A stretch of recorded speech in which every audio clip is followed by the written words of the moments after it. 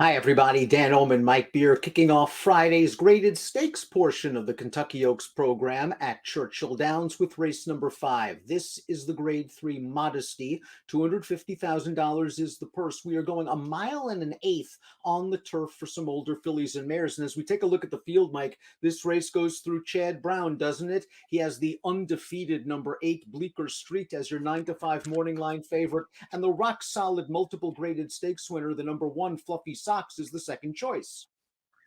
Yeah, I mean, he definitely has the two most likely winners of the race, it would seem. Dan Bleecker Street, he hasn't tried her in any of the real tough spots yet, but she hasn't lost a race. He keeps progressively moving her up in class, and she keeps coming through. Mike, let's take a look at the Timeform US pace projector for this field, because I have to be honest with you. I really don't see a ton of speed in here. Mona Stella can make the lead. She sat a little bit last time out off a moderate pace. Stand Tall has shown speed at much longer distances. I'm not sure how that translates to a mile and an eighth. I wouldn't be surprised if they go real slow early. Yeah, I agree with you. I didn't see a ton of pace in this race, and certainly that could help the horses who are going to be able to get forward in here. And it actually might work against both of Chad's horses, Dan, because neither one of them have a lot of speed. That's a very good point. As you see, the number 1 chicklet on the pace projector is Fluffy Socks, and she's likely to be near the back of the pack. Now, Fluffy Socks, ridden by Arad Ortiz on Friday, her last victory came at this distance. That was at Belmont in the Grade 2 Sands Point, and I think she was more game than anything else that day. The trip kind of worked out. She did what she had to do to win. In her 2 subsequent starts, I think she does have some excuses. The one race on dirt out in California, I'm really not interested in. Last time out in that allowance race over a wet turf course, they really slowed the pace down on the backstretch, and she tried to get into it with a wide run before faltering. Yeah, that's kind of true. Her most recent start, I feel like there was a way you could, perhaps mitigate her runner-up performance there as the favorite. The winner of that race was closer to the pace than Fluffy Socks was the entire way around the track. On the other hand, Fluffy Socks, really from the top of the stretch to the wire, she had dead aim on that horse all the way down there, Dennis. She just couldn't get by her. I still thought she ran okay. I don't really know what to do with her. At 3-1, I'm probably not betting. I liked her a lot as a 2-year-old. I didn't like her so much last year. I didn't see a big excuse for her off the layoff last time. I don't know. At 3-1, I would just rather try to, make money with somebody else.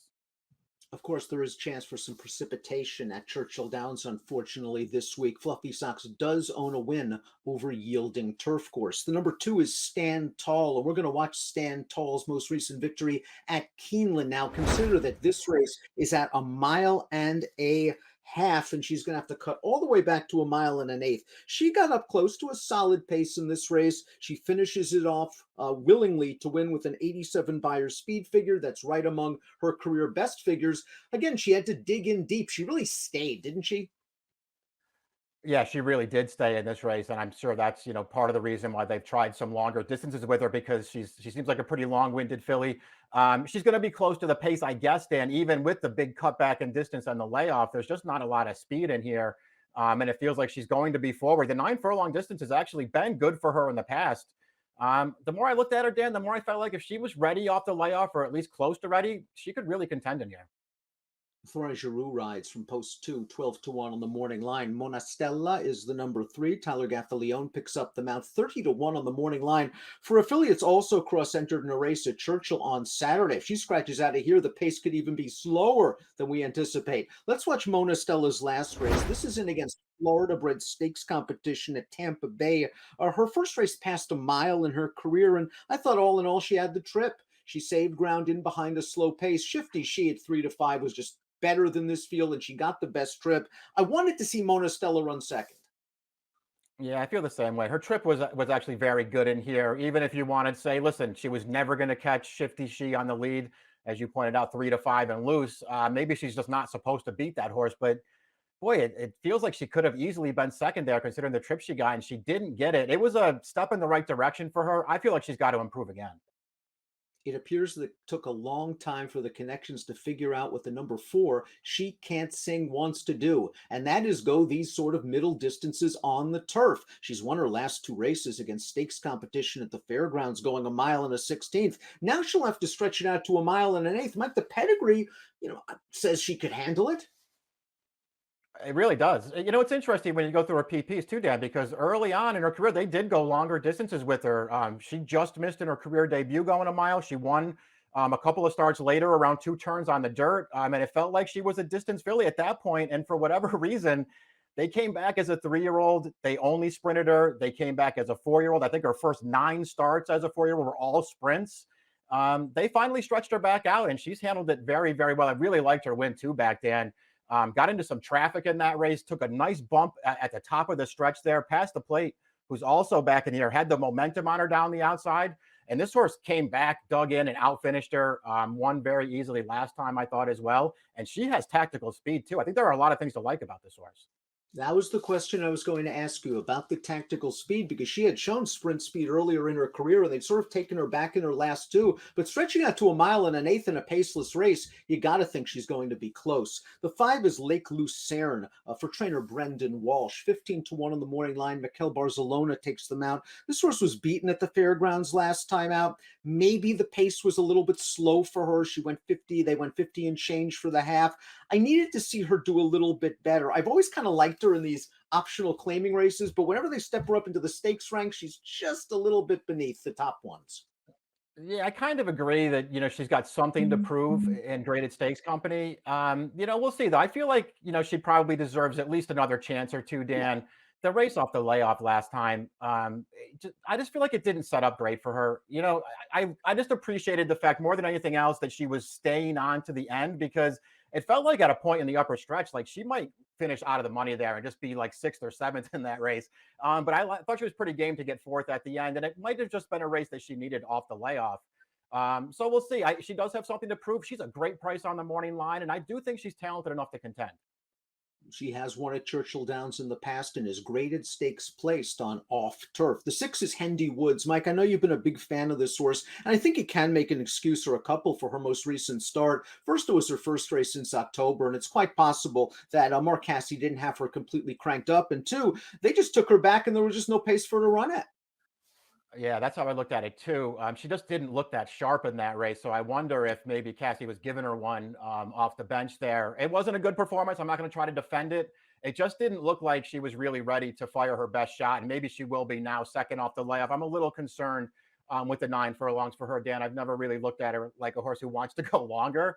But they're going to try it here. And she's another one. She has plenty of tactical speed if they want to get forward with her. And she's got a race in her that would make her very tough in here.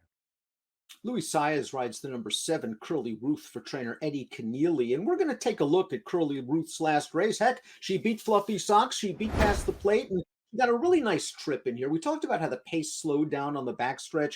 Curly Ruth was right up close. She finishes it off. You see Fluffy Socks on the outside. Mike has a very good point. It looks like she has dead aim, and she just kind of flattens out a little bit in the stretch. Curly Ruth won this race. The 4th place horse came back to run 3rd in the graded Bewitch with an 88 buyer. She's in good form. Maybe she just goes right to the front. We know Louis Saez is aggressive. Yeah, it'd be a pretty good plan, it would seem anyway, Dan. Just, let her use her speed out of there, try to make the lead and see if she can get away with a really soft pace. Because I feel like she's probably going to need a little bit of help to beat this field. I know she just beat a couple of these horses last time, but she did do it with a pretty soft trip. She was 8-1 that day. She's 6-1 on the morning line for this race. I don't think I'd take that price.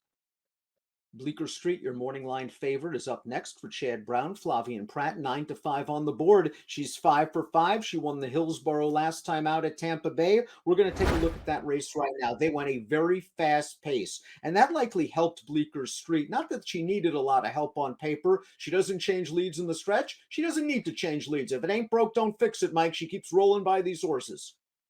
Yeah, really strong finisher in all of her races. She's just about every one of them, she's going away at the end. And I didn't feel like this was the strongest field in the world.